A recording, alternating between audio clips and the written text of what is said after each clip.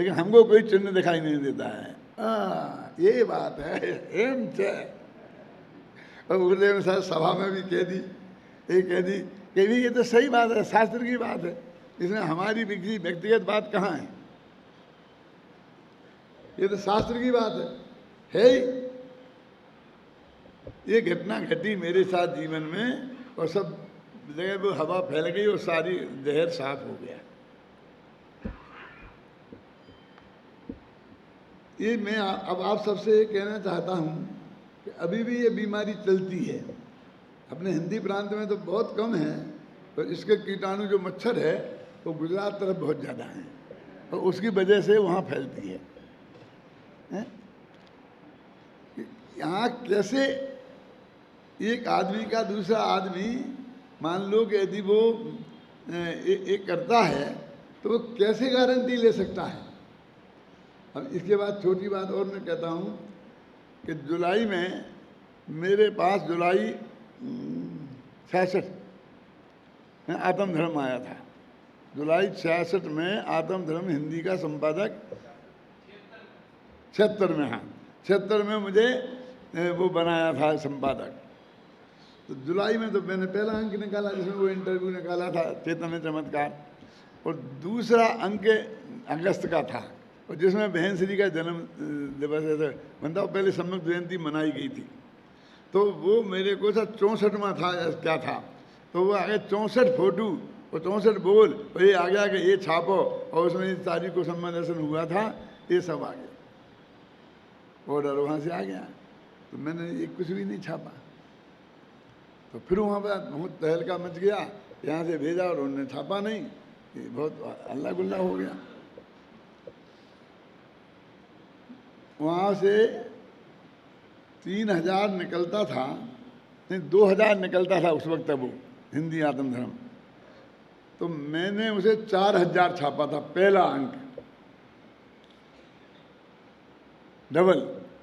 लेकिन वो 4000 समाज में गया तो उसकी इतनी मांग बढ़ी कि द्वारा 3000 और छापना पड़ा। मतलब वो 7000 किसी अखबार का सेकंड एडिशन छपा हो, ऐसा दुनिया में कहीं नहीं मिलेगा। हाँ बहुत अच्छा, आप समझे ना ये और इतना तो वो लोकप्रिय हो रहा था मेरा, और दूसरे अंक में ये मास्टर में मैटर दे देता तो सब साफ हो जाता, तो मैंने वो नहीं दिया। तो मेरा कहना ये था कि ये जो बहन श्री की सम्यक जयंती की जो तारीख आप बोलते हैं, वो तारीख गुरुदेव श्री की मुँह पट्टी उतारने के 2 साल पहले की है। आज भी आप देख लेना वीरेंद्र कुमार जी। तो ये मेरे दिमाग में ये बात नहीं घुसती थी कि जिसको सम्यक दर्शन हो गया है वो किसी मुँह पट्टी बांधे हुए व्यक्ति को गुरु कैसे मान सकती है। इसलिए मैं ये कहता था कि मैं बहन श्री को भी मानता हूँ, गुरुदेव जी को भी मानता हूँ, लेकिन तारीख से क्या फर्क पड़ता है। 2 साल पुराना के 2 साल नया, 25 साल पुराना सम्यक दर्शन वो तो ज़्यादा क्रेडिटेबल है, 23 साल वाला हो तो सीनियरिटी कम है। अरे वर्तमान में तो है ना, इस डेट से ये तकलीफ खड़ी हो। ये भी मैंने गुरुदेव श्री को सब बताया, ऐसा नहीं है कोई एक चीज़ भी। समझ प्रकाश जी, मैंने उस वक्त ऐसा नहीं किया कहीं मैं आपसे आज कह रहा हूँ उस दिन मैंने गुरुदेव के सामने क्यों नहीं कहा, सब कहा। तो इससे इस तारीख से घोषित करने से क्या फायदा। कैसे वो मुँह पट्टी वाले को समर्थन नहीं हो सकता क्या? हो सकता है, घबराना नहीं, मेरी बात आप पूरी आप भी सुनना, लेकिन वो सम्मेलन होने के बाद मुँह पट्टी नहीं रह सकती क्योंकि जब वो आदि अंदर में तंत्र में जाएगा क्या, तो वो पहले अब जब जैसी पोजीशन में वैसी पोजीशन रहेगी, अंदर में चला गया हो गया। अब वो बाहर आएगा तो फिर उसको कब तक बर्दाश्त कर सकता है। यदि वो करेगा तो ये छूट जाएगा। इसलिए उत्पत्ति तो मैं मान सकता हूँ लेकिन स्थिति नहीं मान सकता।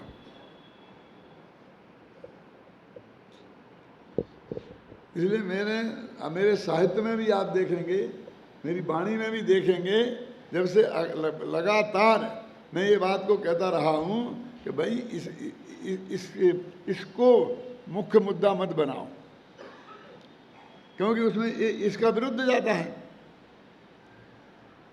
जब क्षण क्षण में बदल सकता है तो फिर हम किसी को परमानेंट सम्यक दृष्टि और किसी को परमानेंट मिथ्या दृष्टि कैसे मान सकते हैं?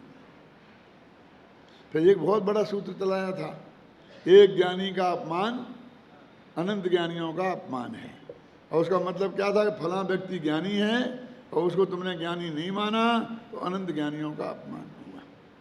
तो हमारे समधी साहब हैं ना पद्मचंद जी, तो वो मेरे से कहते थे, तो मैंने कहा यही मैं आपसे कहता हूँ कि एक ज्ञानी का अपमान अनंत ज्ञानियों का अपमान है।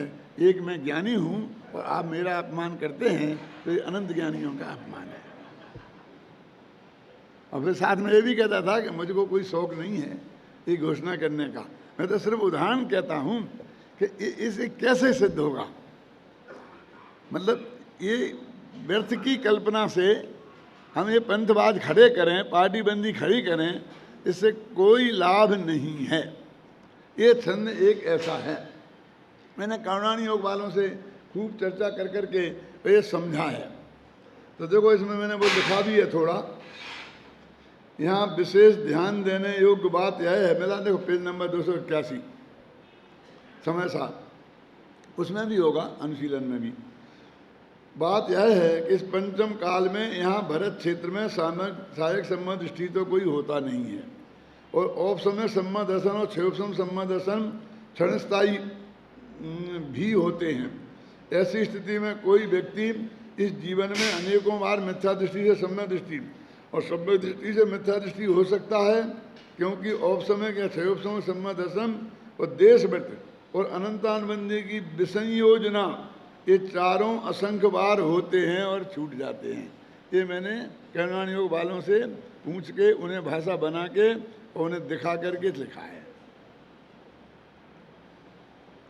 असंख्य बार विसंयोजना हो जाती है मुझे नहीं जी, ऐसा होता। अब एक बात और समझ लो स्पष्ट, जिसमें कि मैं चाहता हूँ कि मेरे मरने के बाद में भी ये बात चले और पूरी स्पष्ट हो रहा है, जिसमें कोई कन्फ्यूजन नहीं हो कि मैंने क्या मानता हूँ, मैं क्या कहता हूँ, मेरा क्या आशा है। कि तो आप क्या मानते हैं कि गुरुदेव को मतलब कई दफ़े छूट गया होगा और कई दफ़े हो गया होगा, कंटिन्यूशन में नहीं रहा? नहीं, मैं नहीं कह सकता, मैं एक कह भी नहीं सकता कि रहा, और ये भी नहीं कह सकता कि नहीं रहा। क्या दो पा लिया, दो ही हाथ लड्डू रखना चाहते? नहीं, आगम का आधार है। बोलो वकील साहब, सुरेश जी, क्या आधार है बताओ? इसी में है जो मैं बोल चुका हूँ कि वो क्षयोपसम सम्मत दर्शन का उत्कृष्ट काल 66 सागर है भाई साहब। तो उनका 45 साल तक नहीं रह सकता। आप समझ रहे हैं? उत्कृष्ट काल है ना, वो जघन्य काल है अंतर मुहूर्त। तो समझ में है ना, इसलिए वे नहीं रहा, छूट गया था बार बार ये भी नहीं कहता, और छूट गया हो नहीं छूटा हो ये भी नहीं कह सकता, क्योंकि मेरे ज्ञान का वो विषय ही नहीं है और आप मेरे सर्टिफिकेट मांगते हैं। मेरे क्षयोपसम ज्ञान में वो बात आ ही नहीं सकती है, किसी के भी क्षयोपसम ज्ञान में। तो जो गारंटी देता है किसी भी तरह की गड़बड़ तो वो करता है, वो तो भगत बन जाता है और हमको विरोधी बना करार दे देता है। अंतर समझ में आया ना? विवेक पूर्वक एक बात है, किसी की भी इस बात की भी गारंटी नहीं है, इस बात की भी नहीं है। अब देखिए, अब हमारी पोजीशन कैसे निर्णय करें, जरा सोचिए जरा कि भाई कौन सम्यक दृष्टि है, कौन मिथ्या दृष्टि है। तो जो भी शास्त्र प्रसम अनुवेक्ष अनुकंपा वगैरह के जो वर्णन शास्त्र में है कि भाई ऐसे ऐसे चिन्ह सम्यक दृष्टि के होते हैं, वो तो बाह्य चिन्ह है और क्षयोपसम ज्ञान के आधार पर हम निर्णय करते हैं। कोई केवल ज्ञान के आधार पर तो हमारा निर्णय है नहीं, अनुमान से ही तो निर्णय करेंगे ना। तो वो जो चिन्ह हैं उन्हें हम पहले पूरी तरह पहचानें, फिर उसको हम उसका निर्णय करें, ये भी बहुत कठिन है। अब फिर 24 घंटा तो हम उसके साथ नहीं बैठे रहेंगे ना। वो जो चीज़ें देख के हमने निर्णय किया है और फिर हम अपने घर पे अपने घर, और फिर हम 6 से 8 10 वर्ष तक मिले ही नहीं, तो 10 वर्ष तक कंटिन्यूशन में रहा कि नहीं रहा, हम क्या कह सकते हैं? एक तो डिसीजन बहुत कठिन,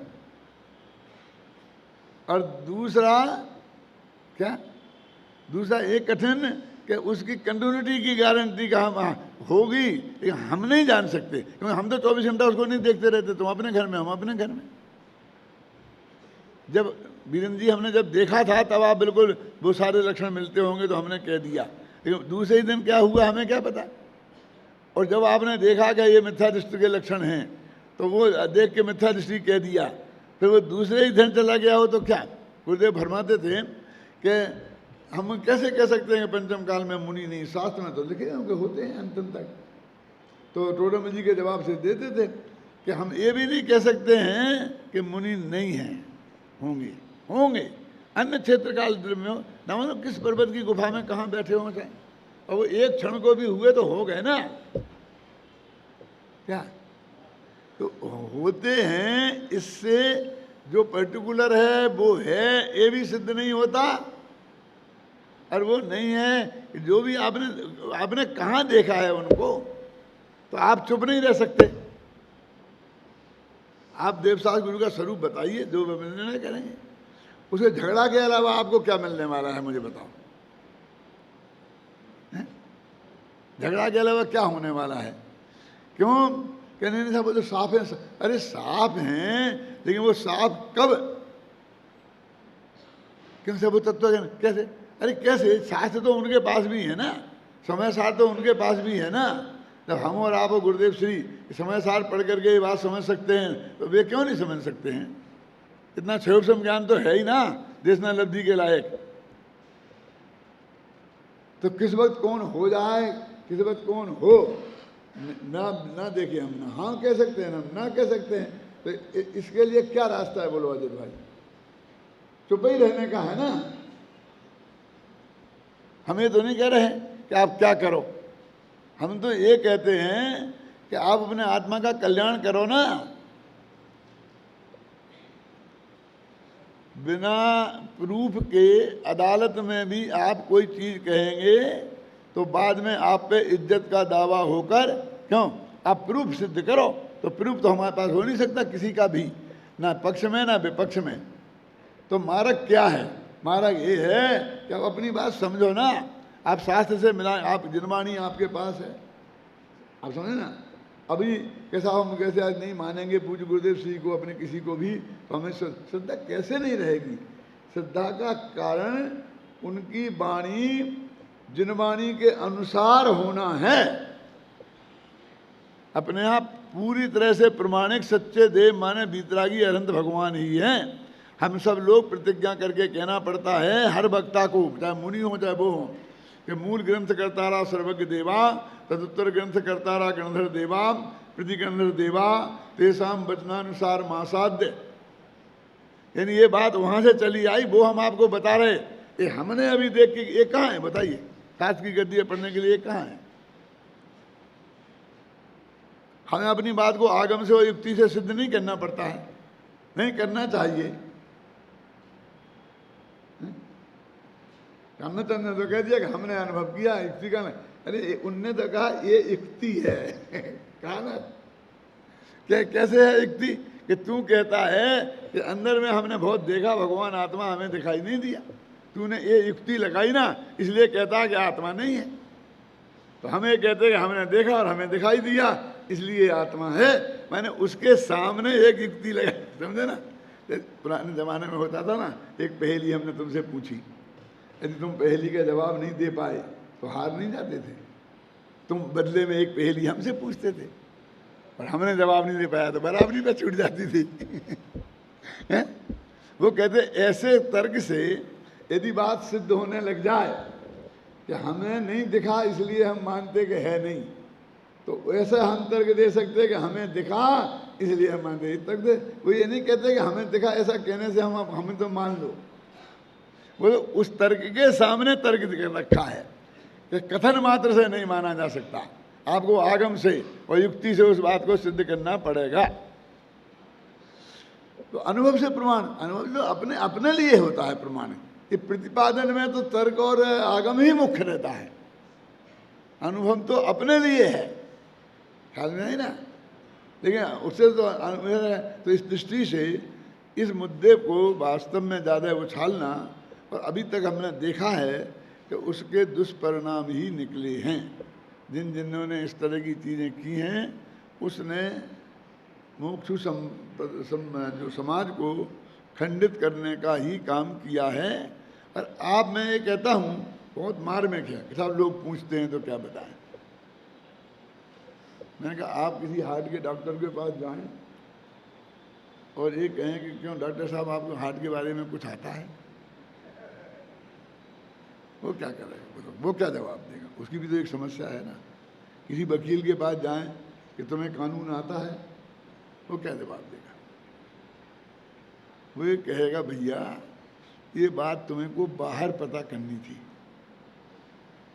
हम कह भी देंगे आता है तो क्या प्रमाण है उसका, और हम नहीं कह देंगे तुम ये पता बाहर से करके आओ, और फिर हमसे तो नहीं कि तुम्हें हमसे कुछ हार्ट के बारे में पूछना हो तो पूछो,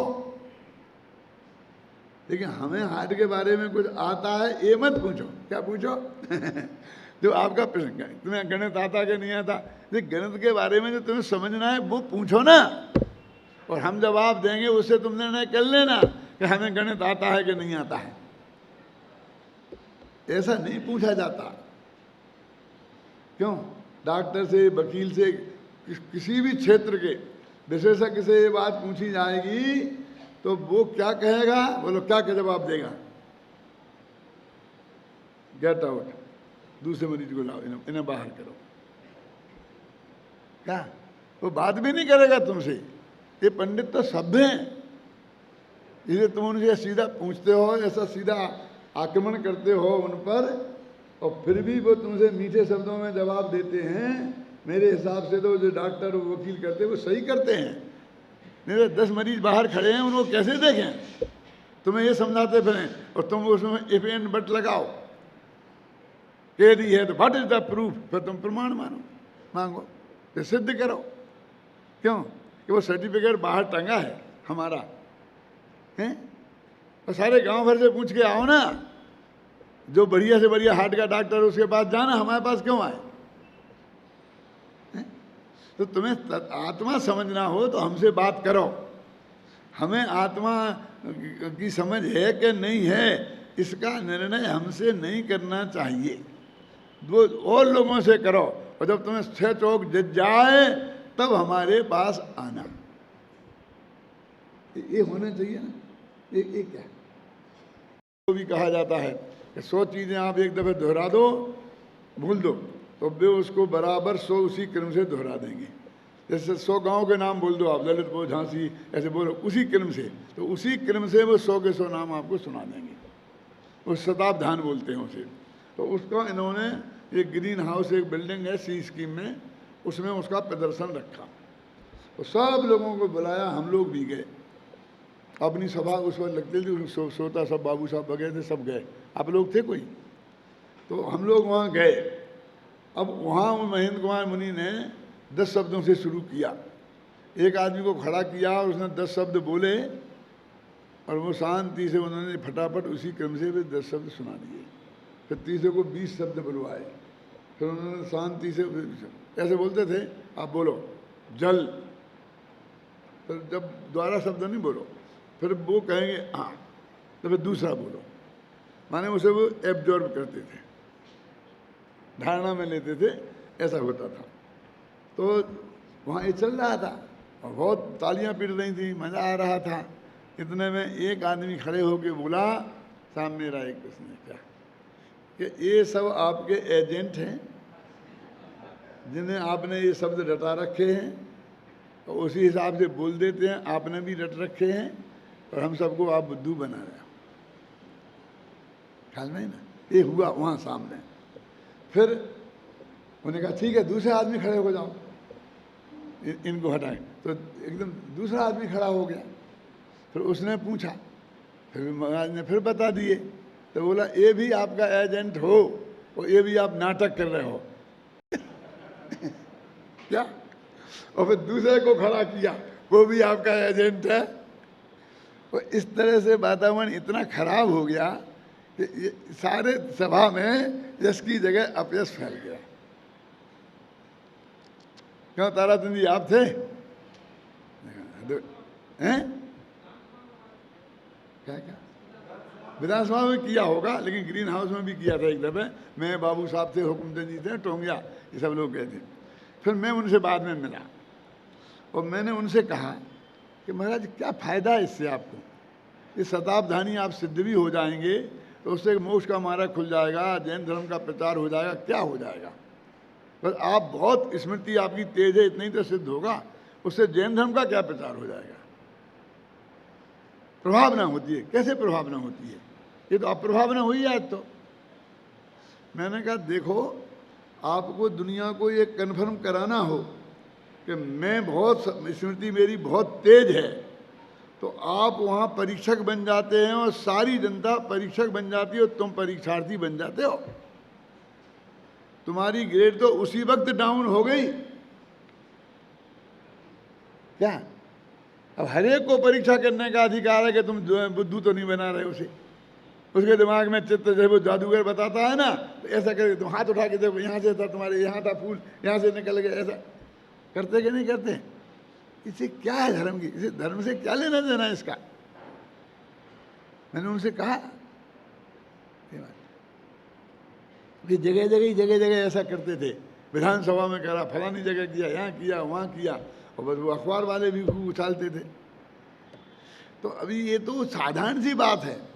आप ये कहते ही कि मैं सम्यक दृष्टि हूँ, चारों तरफ से ये प्रश्न खड़ा हो जाएगा, what is the proof, what is the proof, और सब आपसे प्रूफ मांगने लगे। आप उन्हें आप प्रूफ देते फिरो हैं?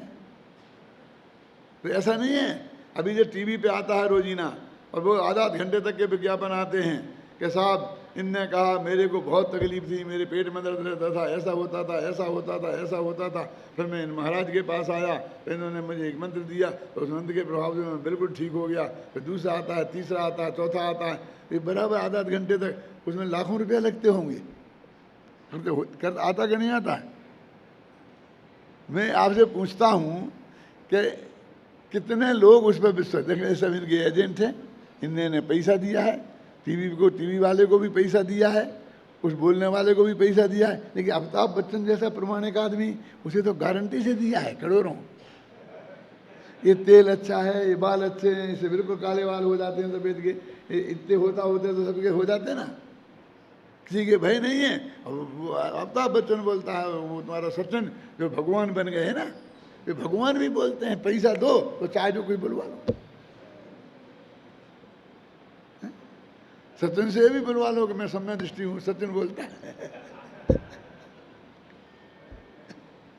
ये क्या खेल है? मैंने कहा ये कोई ये सही, आज इसके विज्ञापन के जमाने में, अरे कभी भी ये सही नहीं है। यदि तुम्हारे पास कुछ उपलब्धि है तो तुम करो ना, तो फिर जगत को समझा, तो जगत को समझाओ ना तुम आत्मा। मैं सम्यक दृष्टि हूँ ये समझाना जरूरी नहीं है, इसके बिना सम्यक दर्शन नहीं रुकता है।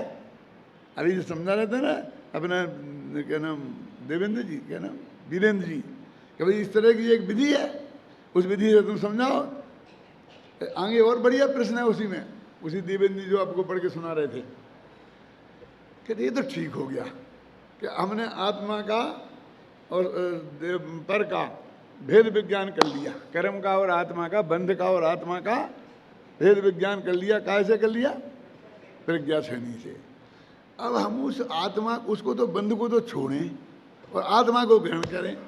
अब आप बताओ इसका साधन क्या है? तो भेद करने का साधन तो वह छेनी है,